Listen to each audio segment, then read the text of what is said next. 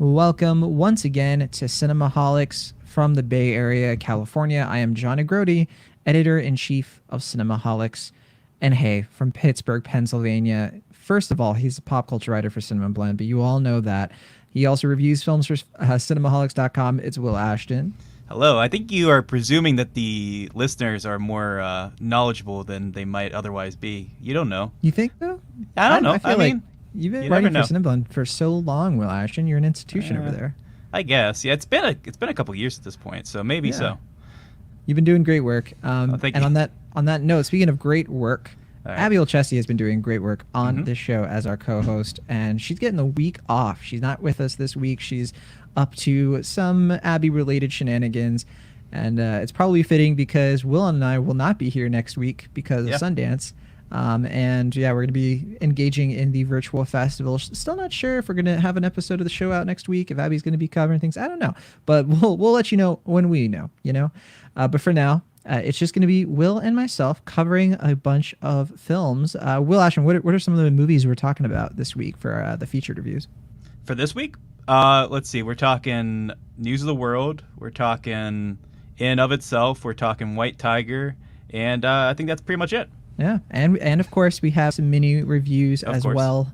If you want to find more episodes of Cinemaholics, including our full archive, every episode we've done, it's all on cinemaholics.com, including our written reviews and bonus content.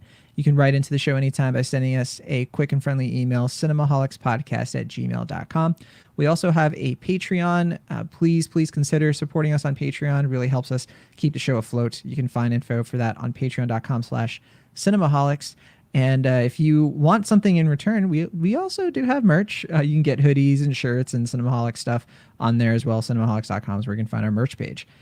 And with that, let's talk about a few off topics before we kick off our mini reviews. First up, we already mentioned it. Sundance is coming. Sundance begins this Thursday. Will, this is your first Sundance Film Festival. I've been covering it for Cinemaholics the last couple of years in a row, but this is your first one. How are you excited? Or how are you feeling about it so far? Currently, I'm a little nervous, but I think that's just because I'm not quite sure how it's going to work with like tech and all the different things that are going to be involved with the virtual film festival. But other than that, I'm excited, definitely, because I'm really looking forward to a lot of these movies. I already got a chance to watch a couple. I'm going to watch a couple more as well that I got screeners for before the festivals begin in earnest. But I'm definitely more excited than anything, but I'm nervous that, I don't know, some part of me is anxious that something's not going to work out or that they're going to revoke my Sundance application or something. But that's just my anxiety working up. But I think it's going to be fine. I'm excited. Ridiculous. They're gonna embrace you with open arms virtually. I'm stoked that we're gonna be able to see probably more films this year than I've been able to cover, particularly on my own. And it's gonna be a good time. We're gonna have lots of reviews for you all. We're gonna have a big old Sundance episode, of course. I haven't been as diligent as you will when it comes to checking out the screeners. I've barely had time to watch the movies we're talking about right now. So hopefully I can catch up this week, though. That is the plan. And that's definitely going to be helpful because, there are some really tight turnarounds on this virtual film festival. And for sure, we'll be talking about the Sundance program and how all that stuff works in more detail once we do our big old Sundance shebang. Yeah. Also, we want to highlight something. One of our listeners, Cameron, created something really cool on Letterboxd. And so Cameron, a listener of the show, and we'll link this, of course, in the show notes, he put together our top films of 2020, but I'll just read what he put on It's a Letterboxd list, and it says, John, Will, and Abby each chose their top 10 movies of 2020. I then gave each film a score. A movie in the number 10 spot got 1 point, and a movie in the number 1 spot in the number 10 spot got 1 point, and a movie in the number 1 spot got 10 points. So I think Cameron's kind of doing what we did previous years, we didn't do this year. If a movie was in multiple spots, he says, then the points got added. So for example, if Abby had a movie in 4th place and Will had that same movie in 3rd place, it would actually have a higher score than someone's number 1 film. That would only get the 10 points. So this Letterboxd list has our top 23 movies based on this point system, because these are all films that were in our top 10.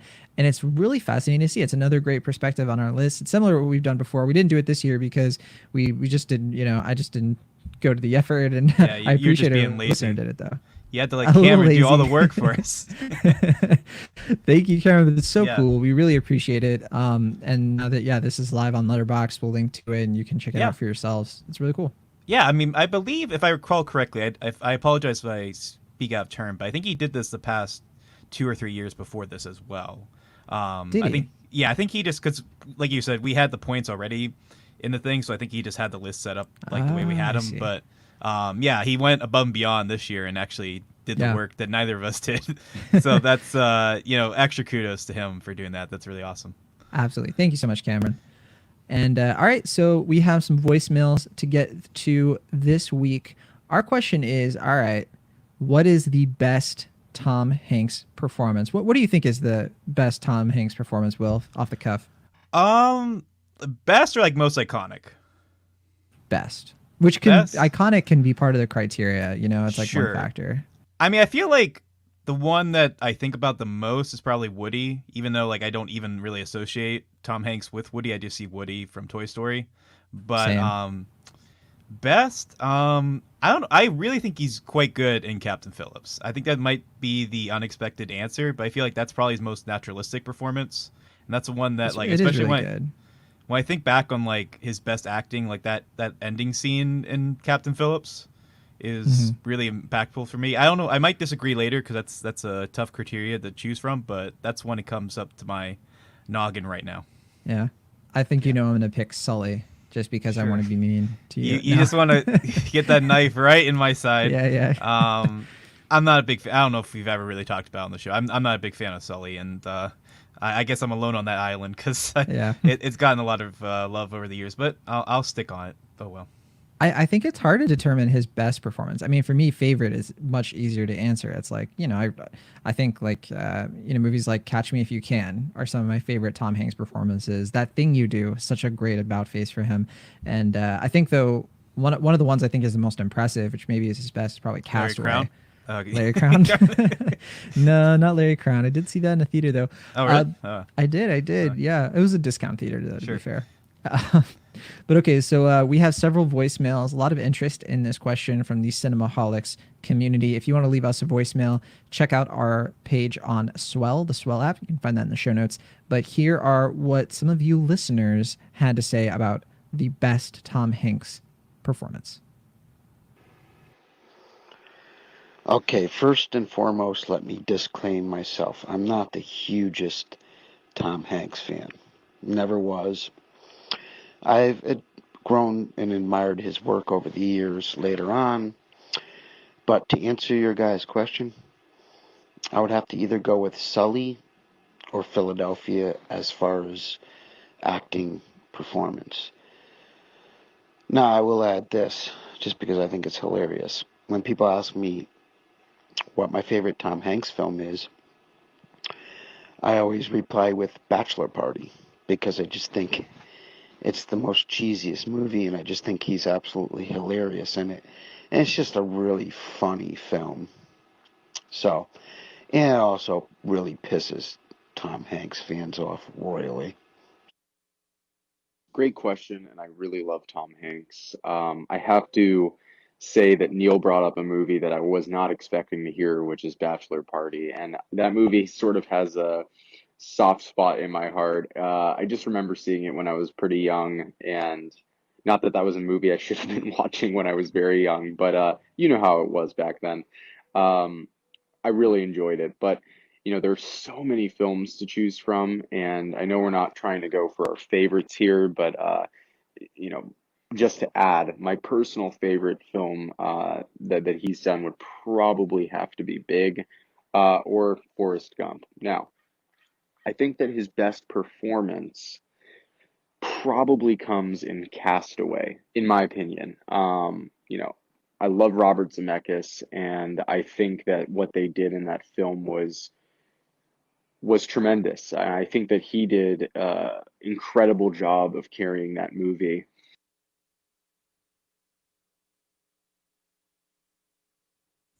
Now, I know there's a lot of movies here that people are going to say, like Captain Phillips, Sully, Saving Private Ryan, but I wanted to mention something really, really dumb.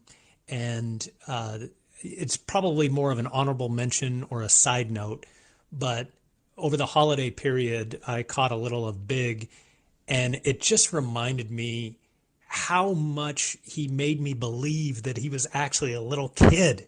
It was just a really brilliant performance, and I think it's trickier than you might think. And you actually believed that he was a 14, 12-year-old kid in that body. And I thought that was kind of remarkable for just the mannerisms, just the tinkering, the restlessness.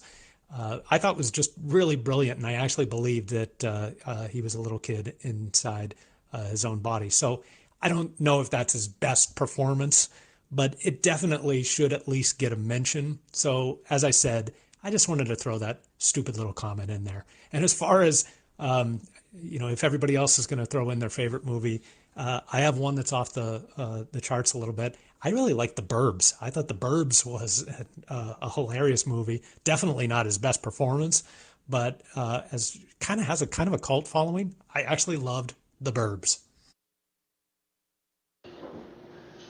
For me, just based on performance, and nobody's mentioned this movie yet, because he sort of separates himself from being Tom Hanks in this film, I like the film The Terminal, because I think, obviously, that if you look at The Terminal, he plays somebody who's from a fictitious country, but he's separating himself from Tom Hanks. Now, is it his best performance? Probably not. I would say his best performance is in Forrest Gump, but his best, let's get away from Tom Hanks' performance for a while for me is probably The Terminal. So we just watched News of the World a few nights ago, and there's a thing happening, I think, right now where we are in this drought of films because of COVID, and that film, it was fine. I didn't dislike it. I didn't love it either. And I look at the reviews, and I think it was like around, Rotten Tomatoes 90%. I think it was pretty even with both critics and audience. And I don't know that I would put it there. Like I said, it's fine. But there was a bit that Eddie Murphy used to do about, if you've been out in the desert, a cracker tastes like the greatest thing in the world to you. I think that's kind of what's happening with some of the films that have gotten these incredible reviews, and I'm not seeing it. I'm not feeling it. I kind of like Hanks the most, I think, in The Green Mile. Now I don't know if that's just because out of all of his films, that's one of my favorites. I don't know that his performance. The thing about Hanks, I don't think of him as a great actor. I just think of him as, oh, it's Tom Hanks. We know what we're going to get here. It's going to be a serviceable performance. Your jaw's not going to be on the floor, And I think that's what it is with him. And I feel like I'm shit talking the guy, and I don't mean to be doing that because I generally enjoy, he has a body of work. I enjoy a lot of it. And in fact, you go back to stuff like Phil mentioned, The Burbs, or as Bachelor Party was mentioned, and I think of The Money Pit and those kind of goofy 80s movies. I really kind of enjoyed his work in those things, but and his serious work is obviously very well done too. I just don't think of him when somebody says great actor, Tom Hanks doesn't come to mind. He's not one of the names that jumps out at me. So I'm going to say The Green Mile. I'll second Castaway. That was pretty good because he's alone. That's, I assume, pretty hard to do. Not that I've ever acted before. But yeah, those two. Everybody was all excited about what was it? Won't You Be My Neighbor or something? I didn't think that was very good at all. In fact, he just felt like Tom Hanks being. So, Will Ashton, I can kind of hear you clenching your fists over that last take. How are you doing? How are you recovering from that? I almost agree with the respect that I do think there are a lot of movies out right now that because of COVID in 2020 are probably being overestimated. I don't know if I'd put News of the World there necessarily. We haven't even really talked about it yet, but I don't know. I still got to vouch for Won't You Be My Neighbor. I think that's not only Yeah. a really good film, but I think he's generally he does a very good job with that, and that gets to something that I think the other callers were addressing, which is that Tom Hanks is very good at making very hard performances look very natural and easy, and that also includes News of the World. Like I think he's not only just a very charismatic actor to the point where he can make like seemingly banal things like reading the news very investing and fun, but also just like we were saying, like pull off these kind of tricky tonal balances with movie like Big that like another actor, if they didn't get that performance right, that would just be such an odd and uncomfortable little movie to watch. But because Tom Hanks has that kind of natural joy and charisma as a performer, he pulls it off very well. So yeah, very versatile actor, and I'm a big fan of Won't You Be My Neighbor personally, but teach their own. Same, totally. But thank you everybody who sent in a voicemail using the Swell app. You can follow us on Swell to take part in these conversations. And yes, when you leave a voicemail, as you can kind of tell, other people can listen to your voicemail already on the app, and they can respond to some of your picks, which is one of the more fun things about it. So definitely check that out. It's in the show notes as always.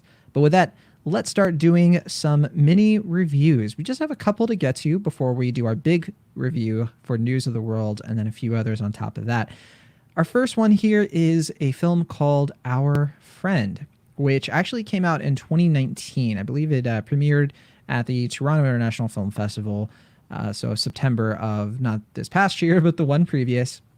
And I'm not sure if it was supposed to get like any sort of like theatrical release or anything like in the following 2020 kerfuffle. I'm not entirely sure, but no, it's coming out here in January. You can actually get early access to it right now, so it's available to rent for, I believe, like the premium $19.99. And so that's what I did. I checked out Our Friend. I paid good money to see it, Will Ashton. You're a good friend. I'm a good friend to the actors in this. This is directed by Gabriella Cowperthwaite. I'm not familiar with her previous work, but I do know she did the film Blackfish, which I remember seeing, but I don't. That documentary. Documentary, yeah. Yeah. Okay.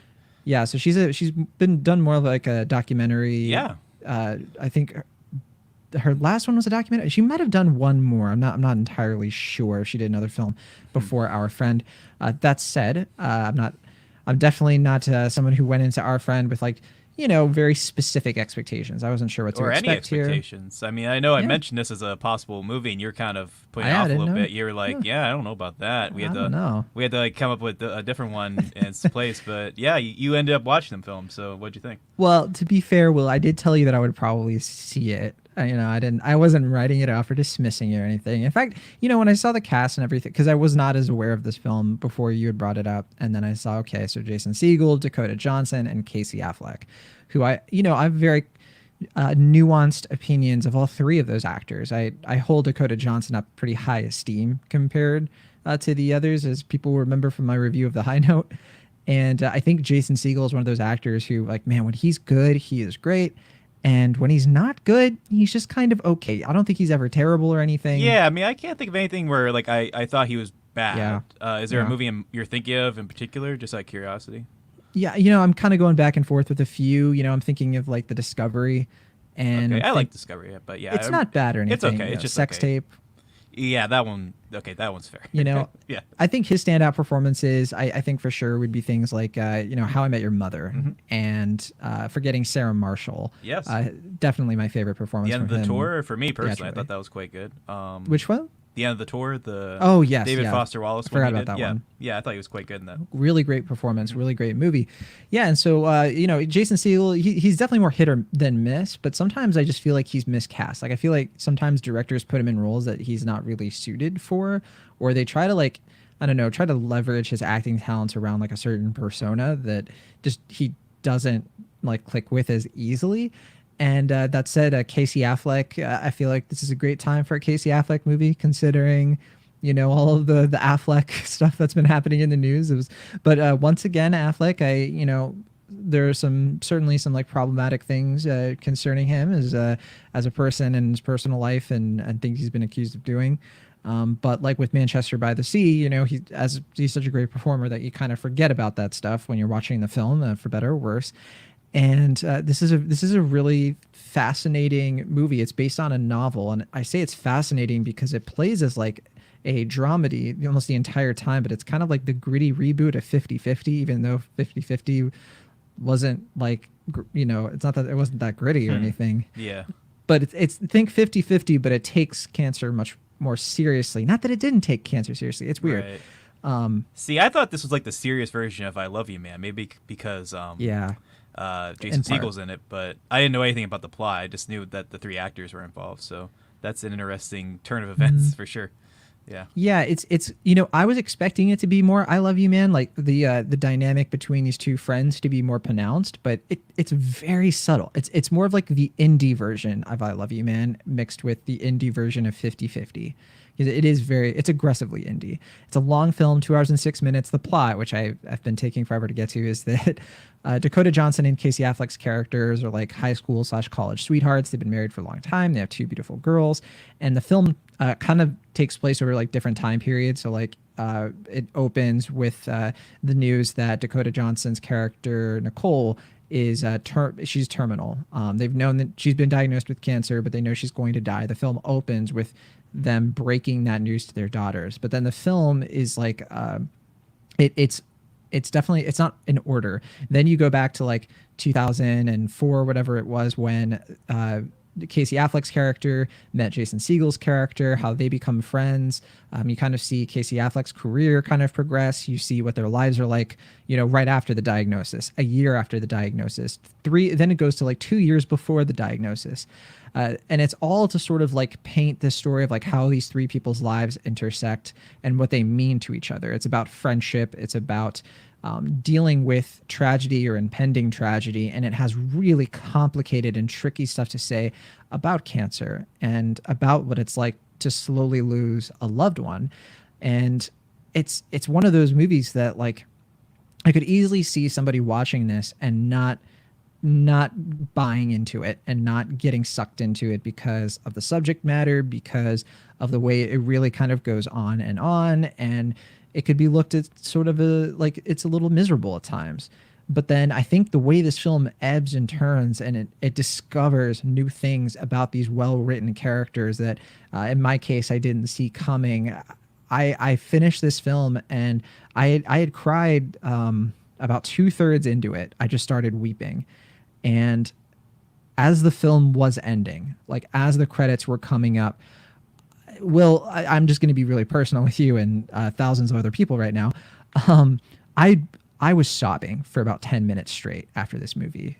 Like I just had a breakdown. Like I've never cried like that over a movie ever. Like I've teared up. I've felt stuff, but I've never just found myself like uncontrollably sobbing and I can't contain myself. And so I don't know why this movie did that to me, because it doesn't seem like it's really doing that to a lot of other people. You know, after the film, I kind of, you know, I poked around to see what other people are saying about it.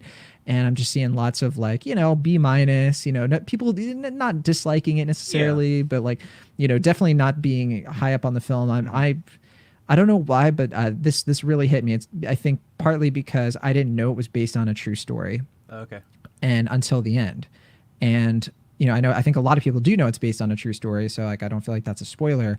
But like when you find out kind of some of the more details around that, and just the fact that this really happened and these characters really did these things, just something about my connection to them like exponentially blew up in my head. And I think that's just like what brought me to like this moment. And so I definitely recommend this film with caveats. I'm a B+ on it. My caveat is just that, you know, if you struggle with this subject matter, it might be a really tough watch, and it's not easy.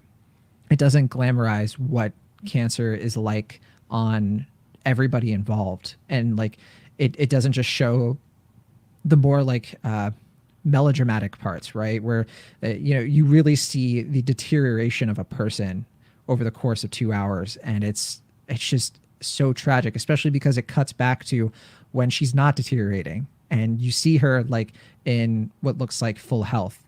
And yeah, it's just one of those films that is really going to stick with me. And I'm not sure why I connected with it in a way that I I certainly didn't expect in a way that doesn't seem like most other people are, but I definitely did. And as far as 2021 films go, it's one of my favorites of the year so far.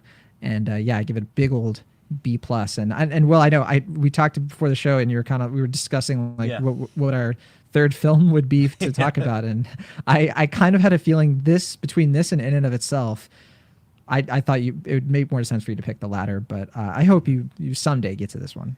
Yeah, I mean, I'm certainly more curious than I was before. Not that I wasn't interested, but I was just kind of like, yeah, maybe we could do this one because I didn't know what else we could do. But yeah, I was hearing kind of mixed of positive things like you were saying before, so I wasn't 100% sure what the quality of it is. But yeah, it's encouraging to hear. But what about people like me who are robots? Are they going to be affected by this, or are they going to be? I don't know. Yeah. Okay. I really don't know. I feel like what I would expect based on what I know about your taste, I see you being like a B- on it. Maybe I feel like you'll probably connect the characters. You probably really like Jason Segel's performance in it and what happens. But I think the length will probably get to you. Sure. And I think your inability to process human emotion. No, yes, I'm kidding. that'll be a big deterrence for me. I have to imagine. Yes. Yeah, it is. I think it's one of the better films based on an article, though.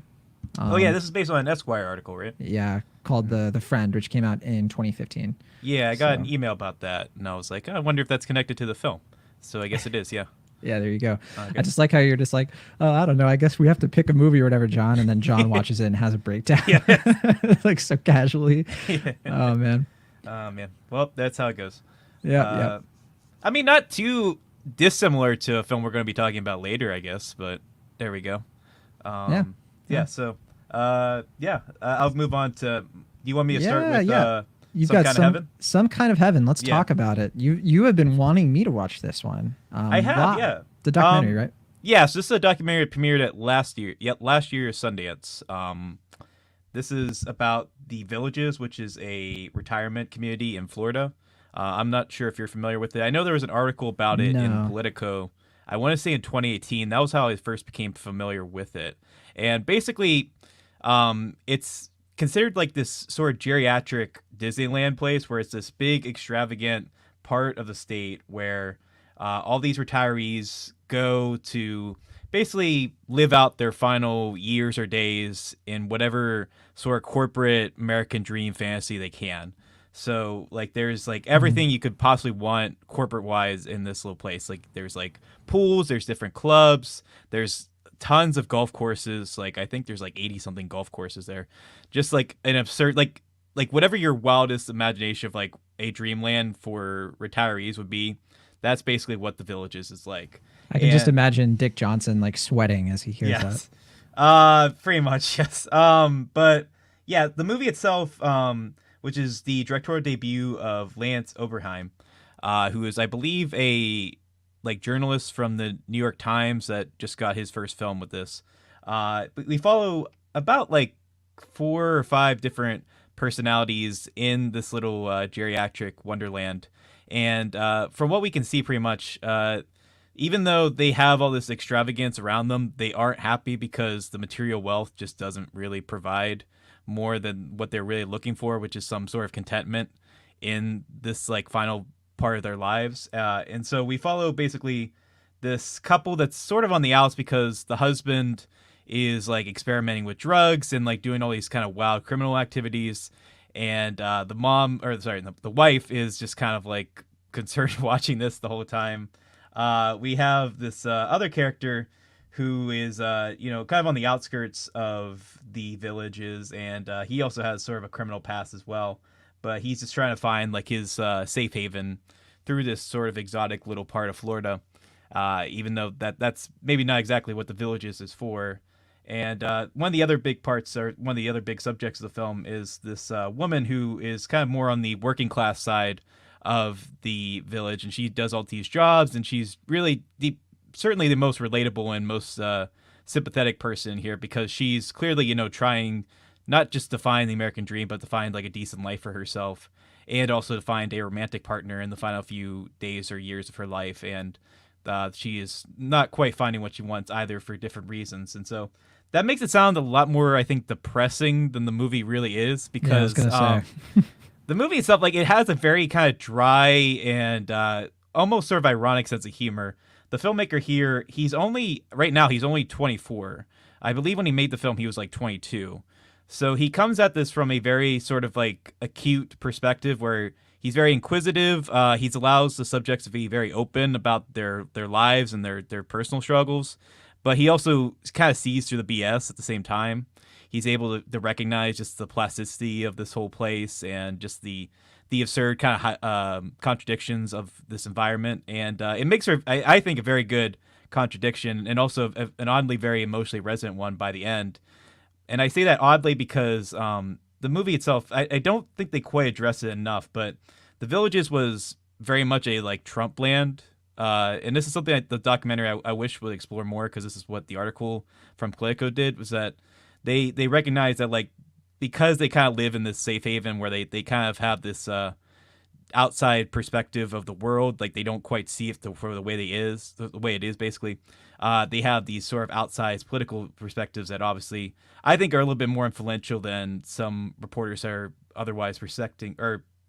But the movie itself is pretty much just recognizing them as just people and not really beyond their political beliefs, which I think is for the better and worse at the same time. I know some listeners don't really like it when we discuss politics, so I won't dive into that too much. What but are you talking about? It's their favorite topic. Yes, yes, it is. We have all of these Apple Podcast reviews of people praising our political insights. Yeah. I mean, I think that would have given it a little bit more perspective, and I think a little bit more of an understanding of who these people are, and maybe recognize with some of their faults. But at the same time, I think because Lance Oberheim in this film is just more interested in looking at like who these people are, not just politically or economically, but just like as like these jaded personalities who just want to find something on an emotional and intellectual level. I recognize that I think he just didn't want that to be tainted because he's so interested in kind of presenting this like bubble mentality. But nevertheless, I really do like this film, and it's one of my favorites of the year because it just presented in such a fun but also emotionally resonant way that I'm definitely trying to get more people to watch it, because it's just a quirky but very endearing little movie, and it shows great promise for this freshman filmmaker. I should also mention that it's produced by Darren Aronofsky, so it does also have a nice little visual presentation. Basically, the way I've described it is like it's sort of like if Errol Morris decided to document a bunch of like Harmony Korine characters in The Beach Bum. That's sort of like what you can expect here. So I feel like you've been using Harmony Korine to like describe a lot of movies lately. I think just maybe two, right? Second one. I know I described Harmony Korine when I just talked about Blay Knows Empty Pocket. Yes. But, yes. Which does have some similarities to this film as well, admittedly. Although this one, it's not a pseudo documentary. This is actual documentary. I should make clear if I'm going to compare it to Blay Knows Empty Pocket. But, right. I mean, I don't want to give away more than that because I just think it's a very interesting and intriguing little film, and I definitely think it was one that was appropriate to watch at the end of the Trump era, because I think it presented a lot of things that I think were pretty apparent by that point about the era and just like the perspective of it. But at the same time, I think it is accessible beyond the politics of it. So, well, when did you see it exactly? I would have seen it, I think, like a week from today, because I saw it just before we recorded, or I finished it just after we recorded our last episode. So that would have been wild if you had seen it like right before, right after, like Trump literally like retired down to Florida. But yeah, you missed it. I mean, you could have that advantage. I mean, it's playing at a lot of virtual cinemas right now, so you can. Yeah. It's pretty easy to find, and I think it's worth it. It's only like 83 minutes as well, so it's a pretty quick watch. If that butters the bread a little bit. But yeah, that's some kind of heaven. I quite liked it. I'd probably give it a high B+. Oh wow, high B+. Very cool. And you have one more mini review to get to. I mean, I know you did see The Croods 2, which you caught up on. That came out a while back, so sure. We don't have to get into The Croods 2. We kind of missed our window for that. But you saw something else called The Marksman, which I thought about checking out, but this looked kind of dull to me. It's an action thriller starring Liam Neeson, which that at this point, it's like Boy Who Cried Wolf, Boy Who Cried Liam to me. It's like, okay. He's in another action movie. Sure. Let me know if it's good. I'm probably not going to take the risk, but was I right to avoid this target? I mean, I should preface that the reason I saw this and The Croods was because they were playing at the drive-in. I needed to get out of my house a little bit, and I felt this was the safest way to do so while also catching up on news of the world. So, I took advantage of that opportunity. And I will say, fittingly enough, The Marksman is a kind of appropriate film to lead into News of the World because they have some very weird similarities in that they're both, about these kind of older figures who are in a Western setting and they have to take care of a young child during dangerous forces that are surrounding them. So, like, in terms of like the general plot, they are kind of weirdly very similar. But as far as the movie itself, yeah, I mean, as like you mentioned, pretty much, it's not that it's bad. It's just that it's super mediocre to the point where there's nothing that it does exceptionally well and nothing it does exceptionally poor. That you just it just ultimately in this weird sort of limbo state where it's obviously trying to harken back to a lot of like older Clint Eastwood movies, or at least semi-recent Clint Eastwood movies like Unforgiven and Gran Torino, most notably. And that's not incidental because the director is Robert Lorenz, I believe. He previously worked as an AD for Clint Eastwood on a number of films, and he also directed Trouble with the Curb, the baseball film you may or may not remember, which is similarly pretty mediocre as well. Yeah, I mean, as a movie, like, the central core dynamic between Liam Neeson and the child actor Jacob Perez, it's fine for what it is, but it's not like exceptionally funny or heartfelt beyond like what you've seen in other films in this vein. And like I said, like having this before News of the World just kind of emphasize, I think, more of what this movie does, just pretty so throughout. So it's one that's like, I'm not like gonna badger it too much because I don't think it's necessarily terrible or awful. I just think it's so inconsequential that I just don't think it's going to leave much of an impact, which I guess is even more damning than if I were just to pan it, because like, that it would be more impressionable. This is just sort of like, it's so kind of banally mediocre that like it just didn't have any impact really at all on me. So yeah, I mean, I won't badger it more beyond that. I think it's just a moderate C type film. Like I didn't get too much out of it, but I didn't hate the experience of it. I would like to see more of Liam Neeson in this kind of Clint Eastwood vehicle, because I do think, he's been playing a lot of like widowers who are trying to like kind of claim their stake in life, and I know that these projects can be very personal for him for reasons you can look up elsewhere, and I feel like there's a really good film in there. I think he got pretty close with The Grey, and like you said, he's been doing kind of a lot of these type of films, and I feel like the better ones, like just on the outskirts, just kind of waiting to come out. Welcome on the Tombstone is another one I liked a good bit, but yeah, ultimately this one is just another kind of forgettable so one that you might check out on Redbox, maybe you won't, but either way, it's not gonna make a big impact on your life, and that's that. Is it is it at least like a dad enough movie though? Like I could recommend it to the dads of the world who like, okay, they're not looking for anything that fancy. I mean, like I said, like it's so similar to News of the World, which is also a very dad film, that I feel like if you go to Redbox and News of the World is out, like there's no copies of it left in the box, you could pick up this one, and I think you'll be fine consolation with it. prize. Right. It's like a fine. I gotta have a January dad movie. Yeah. Like if that's the case, I think it's okay, it's fine, but I don't really think it's going to make much of an impact regardless of that. Got it. All right. Well, that is The Marksman, and I think you said like a C, right? Yeah, it's just a C. All right.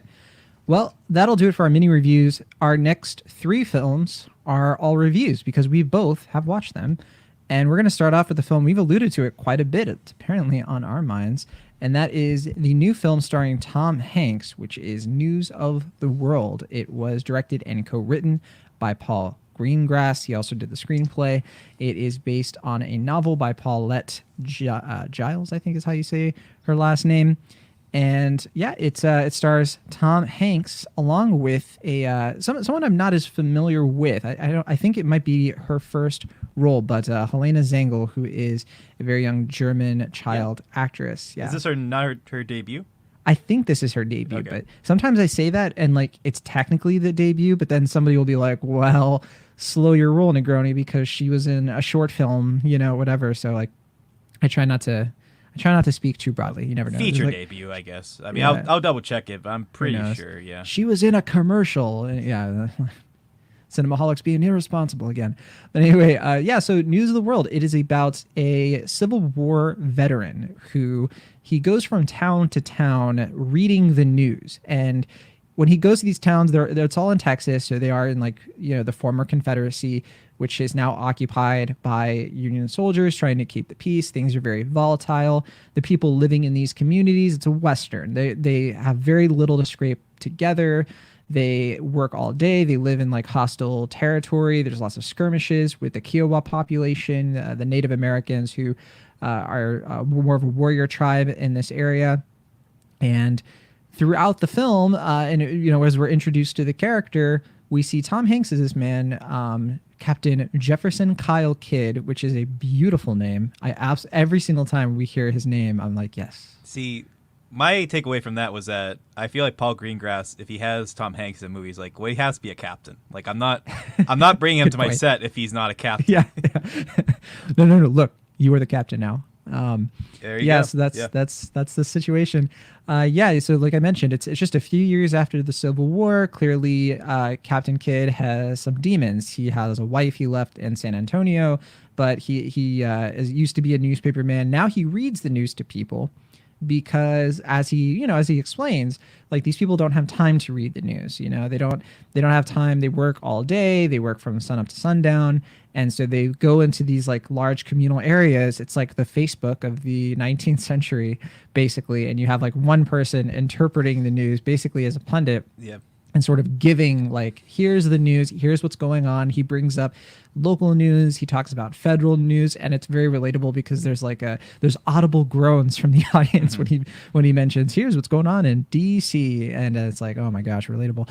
But and then as the film unfolds, he comes across a young woman who was a captive of the Kiowa, and she has kind of lost touch with her German upbringing, and she grafted onto the Kiowa culture, but through a series of circumstances, she ended up back in the hands of the Texas, I guess they're the Texas government or whatever it was, I forget. And it's now on him to try to safely transport her back, because the person who was trying to return her to her original home was killed. And that's kind of the setup for News of the World. It feels like two things that aren't that similar. It's like a guy brings news to the world, and then he tries to safely he's a veteran. He tries to bring a young girl back to where she came from in Texas. And it's a story. It's a touching story. It's got action. It's Paul Greengrass, of course, and it's a heck of a Tom Hanks performance. But what did you think of News of the World, Will Ashton?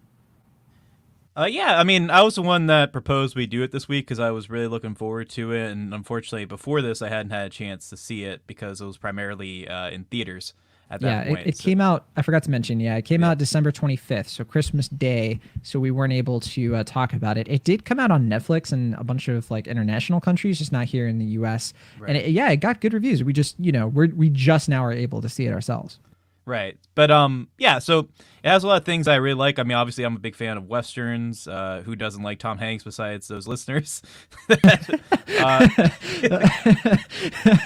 was about to say it, and you beat me too. And it's a news movie, which obviously, I mean, not that I love The Post, but obviously Tom Hanks telling the news is always going to be very intriguing to me, especially in a Western setting. So I genuinely forgot he was in The Post. Was he in The Post?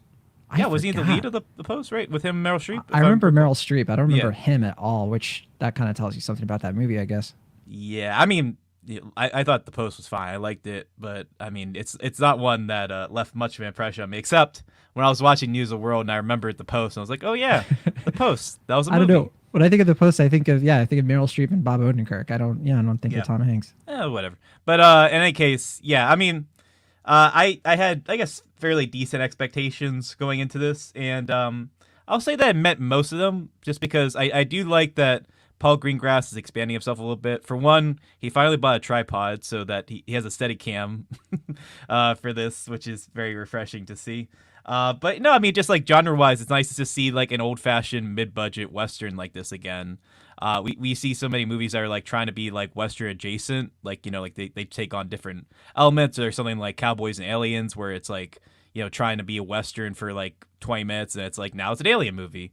And like, I really respect this movie for just being like a traditional old-fashioned Western with a, star that we're used to seeing in a very contemporary fashion, expanding himself to be, have that kind of old-fashioned dad-esque charisma in this traditional style. But the movie itself, I think it's very fine. It's very sweet in its approach, but I don't think the story does that much that we haven't seen from either Tom Hanks or other movies in this vein. Like obviously, like there's like True Grit and even like I said, like the Marksman and Gran Torino, like other films like in this vein that have touched on this kind of like unconventional father-daughter relationship that it's done very respectfully and it's done in a way that's very mature and nuanced, and so I can definitely can see the dad movie appeal of that.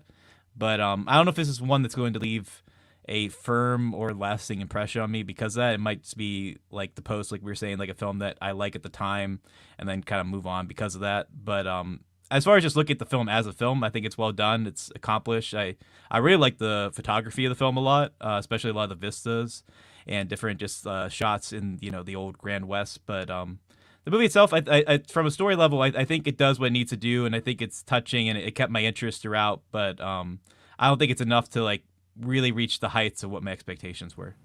I'm definitely liking this a bit more then because I really enjoyed it, and I do agree. Like as you're watching it, it's pretty easy to notice that yes, in terms of the genre, the Western genre, there's nothing really going on here below the surface. Like there's nothing really all that deep about it. There's nothing subversive about it, which I understand. Like sometimes when I watch Westerns, that is something that I want. Sometimes we get films like Hostels, which I think is that in a bad way, where it's like not only is there nothing going on under the surface, it's not even executed well enough to be all that lasting. It's just so. But with this film, I think that it really does carry its weight in every other area. I guess that is kind of a pun, but just the fact that like it is a slow burn, but it does keep your interest throughout. Like it's really well directed. I think that the pacing of it, as a novel, it could have felt really sluggish. It could have felt like it's kind of meandering a bit. Mm-hmm. But I thought that the character progression was actually really believable. It's one of the few Westerns where I think the third act is really good without just having to devolve into like crazy action scenes. Yeah, I agree.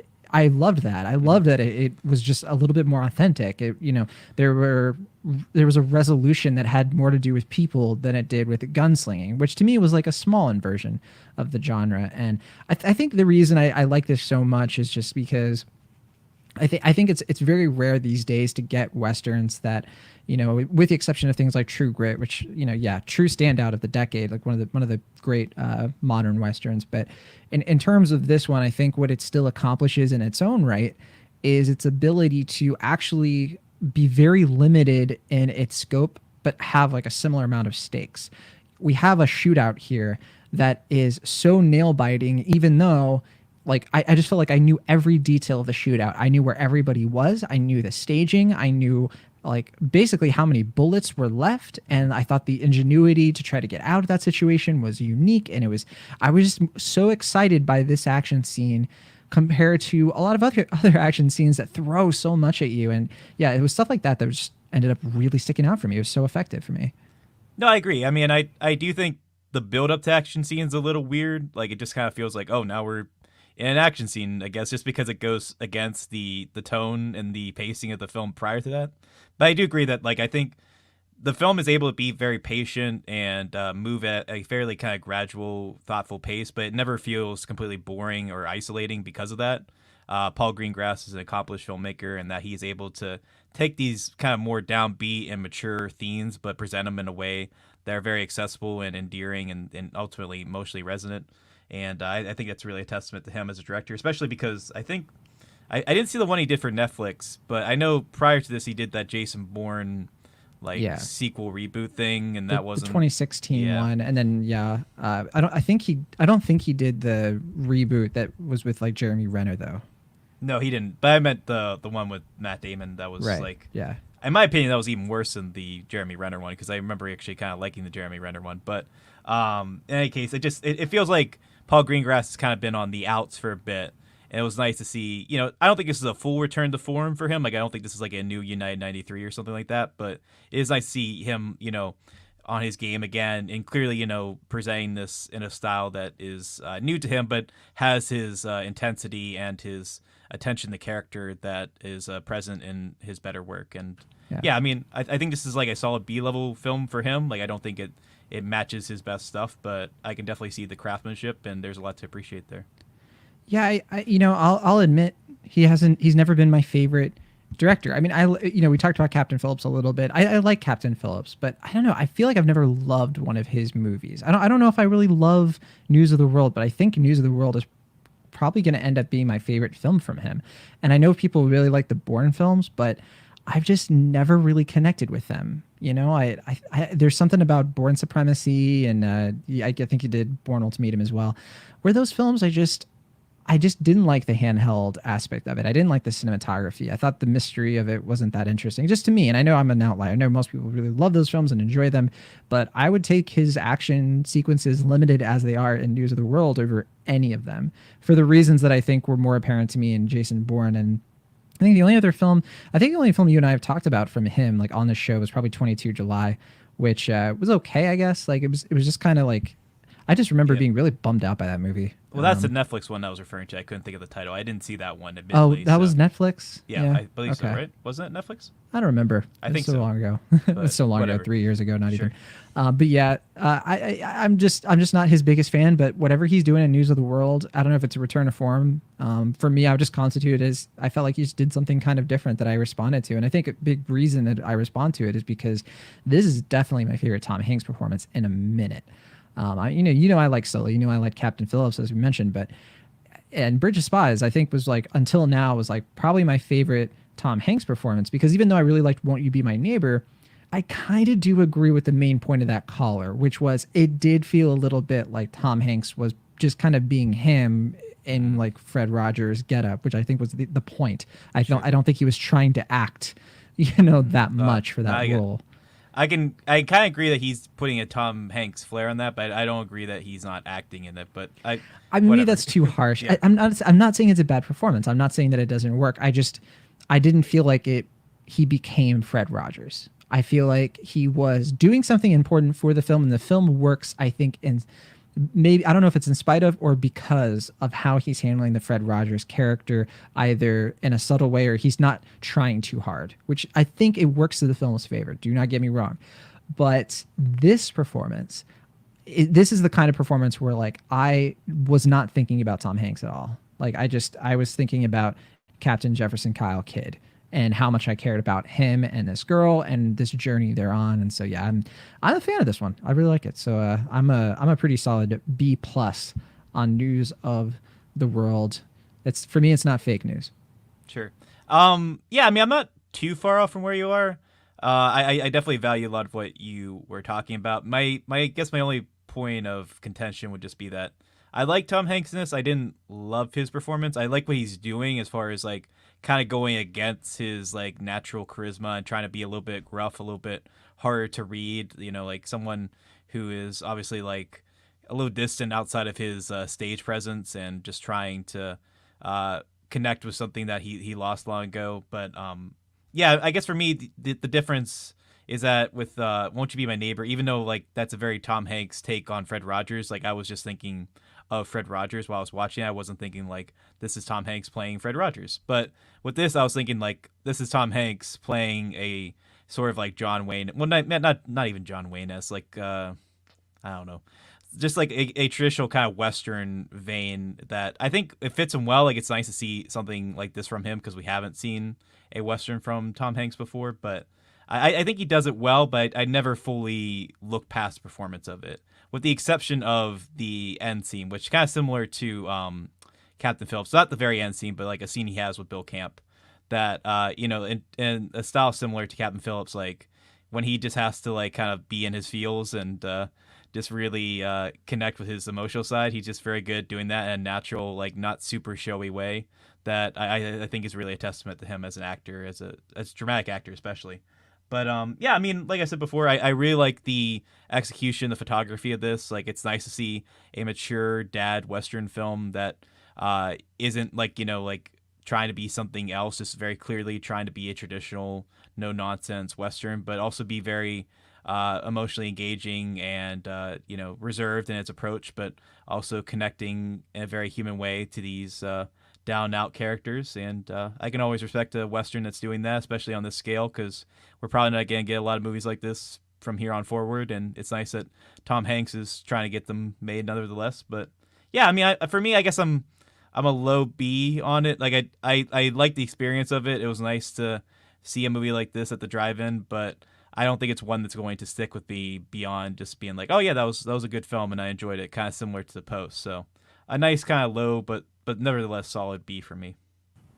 All right, low B for Will, a pretty solid B plus for me. Yeah, it just sounds like we disagree on a few things on this one, but it definitely sounds like we both enjoyed the film quite a bit compared to some other Western films, I suppose, and some other action films of this nature that have come out. I definitely was pleasantly surprised myself. But yeah, and I know Abby saw this. I know she liked it and she talked about it on the show. So yeah, I'm glad we had a chance to discuss it as well between ourselves. I wasn't sure if we would ever get to News of the World. It's kind of crazy how it came out. It kind of came and went, and I wonder if this one is going to find an audience moving forward. I do think it's going to probably do well at the Academy because it seems like a traditional Academy Awards possibly type film. Yeah. I think it's going to do better than the pundits are expecting at this point. Probably because a lot of them haven't seen it, but I don't know. I mean, it's hard to say. I mean, I don't know for sure, but I wouldn't be surprised if it's got some Oscar attention for sure. All right.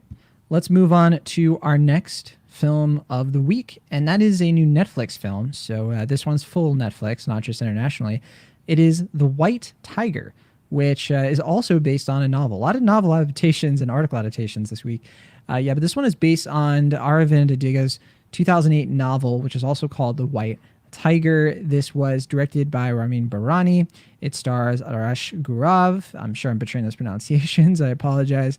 Along with him, he stars with Rajkumar Rao and Priyanka Chopra. I think she's definitely the biggest name stateside compared to some of these actors, because we've seen her in a lot of things. I think probably her big thing would be Quantico, I suppose. Was she in Quantico? Is that the right person I'm thinking of? I hope I don't have that wrong. I mean, I haven't watched Quantico, but I'm pretty sure that's a show she's famous for. I've never seen it either. I'm pretty sure that's the one, and she's like married to Nick Jonas and all that. But I didn't want to specify that because I feel like that'd be kind of dismissive to associate with her husband. But yeah. Oh well, yeah. I'm just referring to how people would know her and everything. Yeah, it's not. Yeah, it's not all there is to her, of course. But anyway, that said, this film is interesting. It's kind of like, it starts off as like kind of a dark sort of narrative, or not dark, sorry. It kind of starts off as like sort of a light rags to riches story, and then it like gets darker as it goes. It is about a young servant who is writing to I think the Chinese prime minister, who is going to come visit in India, and he proceeds to write a letter, and that's the voiceover narration for this entire movie of him explaining where he comes from and how he got to where he is today, and some of the circumstances that led him to not being able to get an education, even though he was extremely intelligent for his age, and how he falls under the thumb of the upper caste, or the high caste, I forget what it was called in this film, and some of the dark criminal elements he falls into because of that. It's a pretty long film. It's a little over 2 hours, and I was definitely feeling it by the time we were getting close to the end. I was like, wow, I mean, this is it's not that it's not entertaining, but I definitely felt like there's a lot happening here. It has some pretty big pacing issues just in terms of like the narrative itself, but there's a lot they could have cut out. It's not even that they cut out. I just think they kind of focus on some things that we'll get to more in a bit. I mean, I'll let you speak your thoughts before I get into that. Sure. Yeah. There is a lot the film does to try to like really show the like slavish devotion or performative devotion that this guy has to his masters, and like how he's willing to go to any length. He's a driver for them throughout the film, and how, the lengths he will go to please them, despite like he clearly has like a predilection toward the great socialist in India. I forgot to mention, by the way, that this takes place in like the late 2000s. I mean, it is based on a novel from 2008.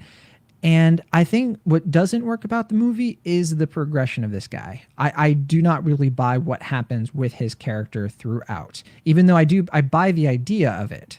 Like the idea of it and like what he's fighting against, or what he's rebelling against, I should say. It all makes sense. I just think like related to the pacing issues, events following each other I thought were really disconnected and lacking of motivation that not even the narration could really tie up.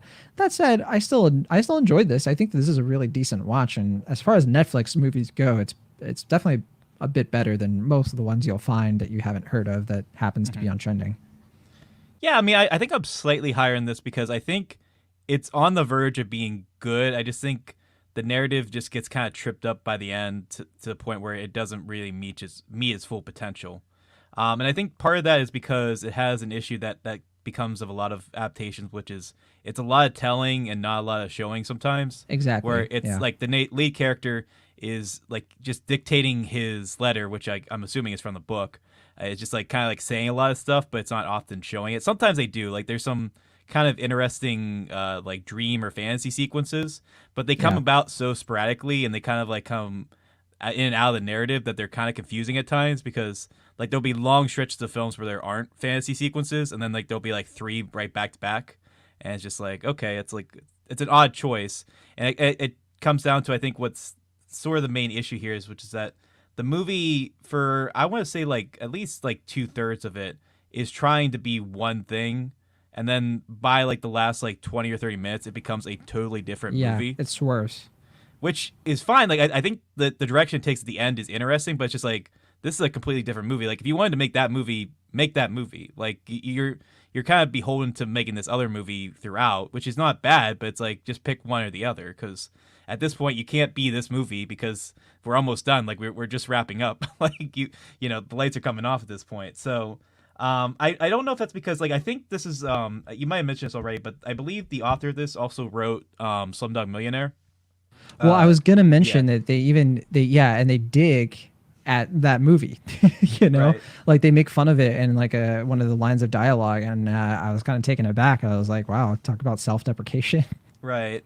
Which I think is interesting. Like I like a movie that's like willing to acknowledge the flaws of Right. Slumdog Millionaire, which I like Slumdog Millionaire. I think it's a fine film, but like I think there's room, you know, there's room for criticism there, and if you want to make a movie like that, by all means. But It, it it also just sounds feels like the author was like on film Twitter for a day, right. and then you know, Yeah, it does kind of have a Twitter thread feel at times. But yeah, I mean, it just kind of feels like it's following the kind of progression of the Slumdog Millionaire plot at times. Like it's almost kind of beholden to that at this in this weird way where it's like criticizing it, but also trying to like kind of follow a similar narrative format. Even having like a flashback at the beginning of the film, which is odd. But I don't know. yeah. I just think it's like it's not that it's bad. I think it's just sort of maybe indecisive. Like I think it's trying to be a bunch of different things at once, and the movie just doesn't fully settle on what it's doing. But I think what it is doing at any given time is pretty good and pretty interesting. That I'm not willing to dismiss that. I just think it could have been better. I agree that it's indecisive. I guess I didn't perceive it as indecisive in terms of the story all the time because I thought it did have a pretty clear message. I thought what was more decisive to me was the character. I just think what his motivations and what drives him to do certain actions, it felt like it felt random, or it felt like certain, like I was saying before, like certain events don't lead gracefully to other events. And because, like you've mentioned, it doesn't really show us through his performance.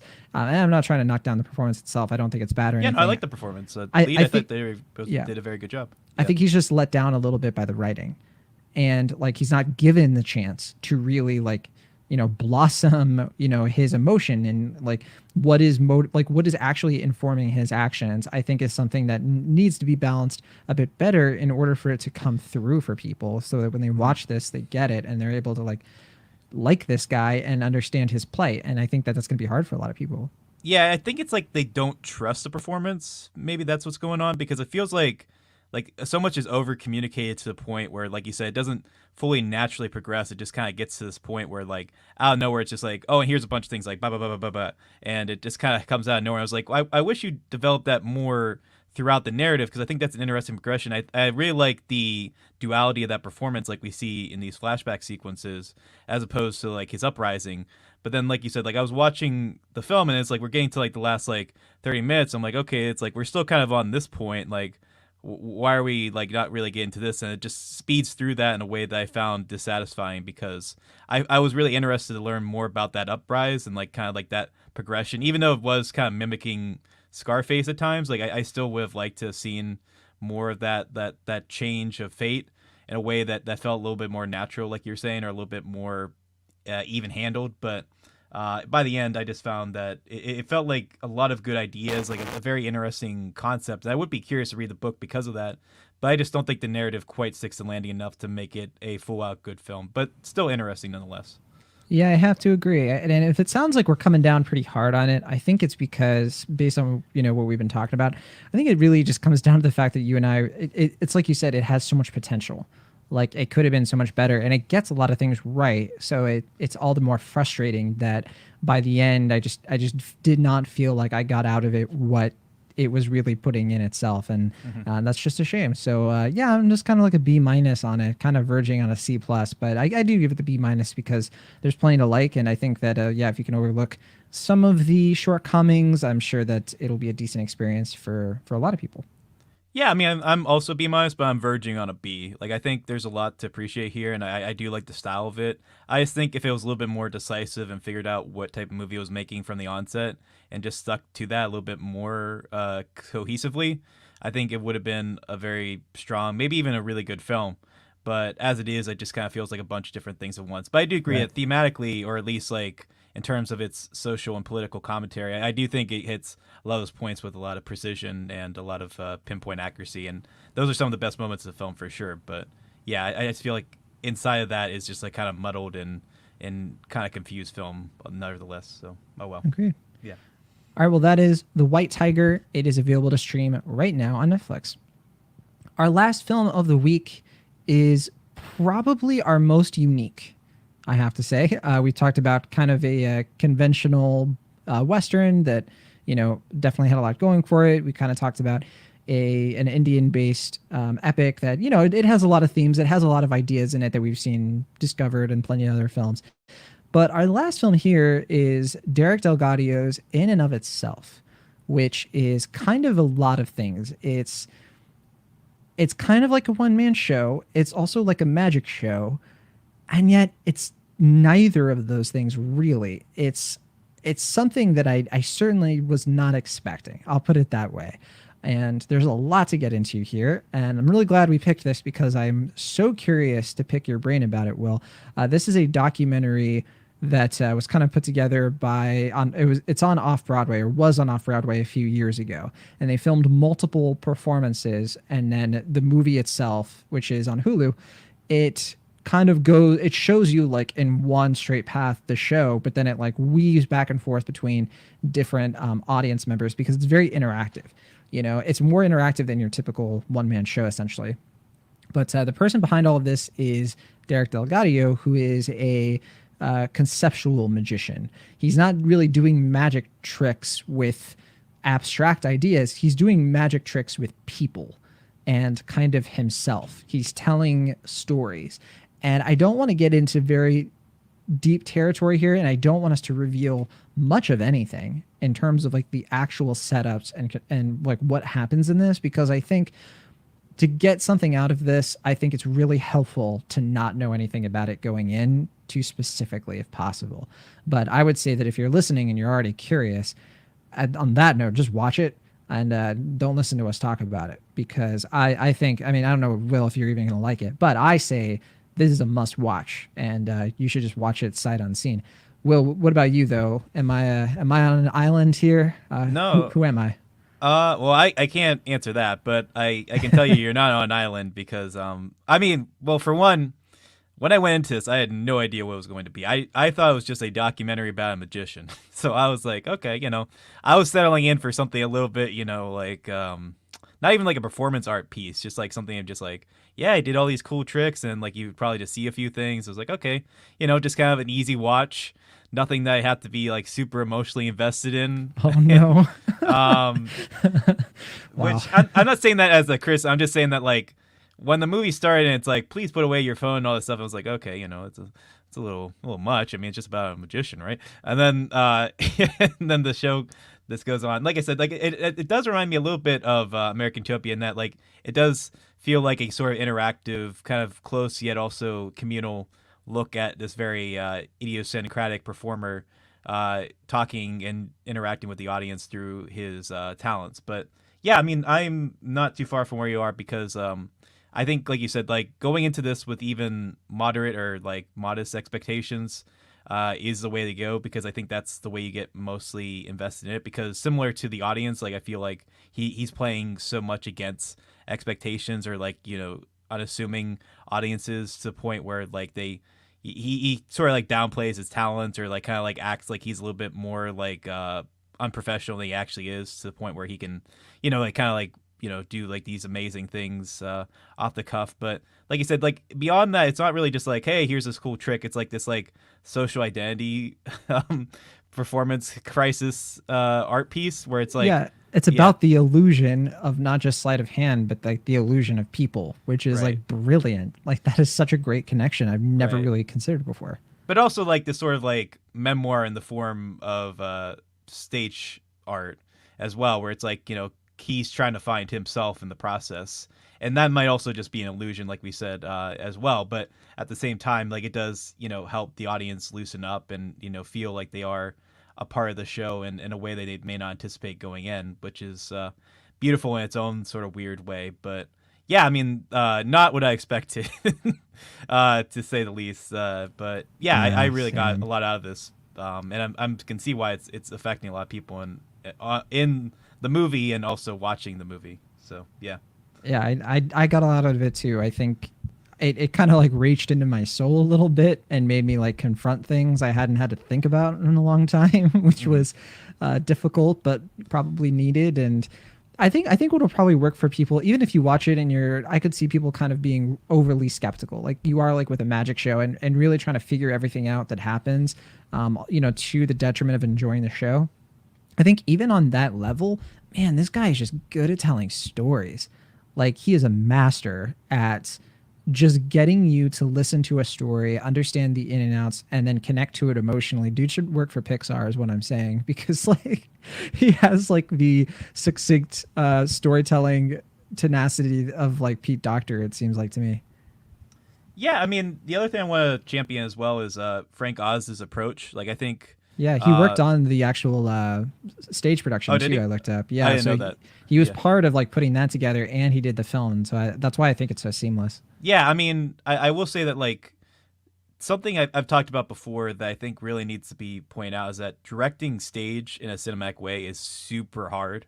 Like it can't be underestimated like how hard it is to make a stage production work on screen. And I do think Frank Oz does it in a pretty seamless fashion where like you feel like you're watching a stage show, but you also feel involved with it, but you're also close to the performer and you get like, you know, a lot of interesting angles and like different perspectives, but it doesn't take you out of the show at the same time. And that's a really hard thing to do. And I think that Frank Oz does it pretty seamlessly here. And I think that's even more impressive for me because I feel like as a director, Frank Oz, I've kind of gone back and forth on a lot of his directorial efforts. Like I like Little Shop of Horrors a lot. Like I think that's a really great musical, but like something like Death at a Funeral I'm not crazy about, and a few of his other comedies I'm not super invested in. So I wasn't really sure what to expect from him as a director, but I thought he did a great job filming this and presenting it in a very cinematic and engaging way for sure. Yeah, you know, again, don't want to talk about specific stuff, but there is a moment in this where he just like gets a hug. And I think, you know, I didn't know anything about this guy going into this documentary, but seeing him and even calling it a documentary feels weird. It's kind of like a concert film, yeah. But just seeing him get that hug, I was just so happy for him. Mm-hmm. Like, and I don't know this guy. Like, yeah. As far as I know, everything about him is a lie. Yeah. Yeah. You don't know him from Adam. Exactly. Right. But no, it's just there's this like nature to his approach that, you know, there were times where like it struck me as like, man, this guy would be a really good cult leader. Like he kind of uses the affect of like a cult leader who is trying to like manipulate and control people's emotions. Not to bring up Pixar again, but like dude could, like if he wanted to, he would probably be able to get people to do anything. And instead he uses his powers for off-Broadway productions, which is far more worthwhile in my opinion.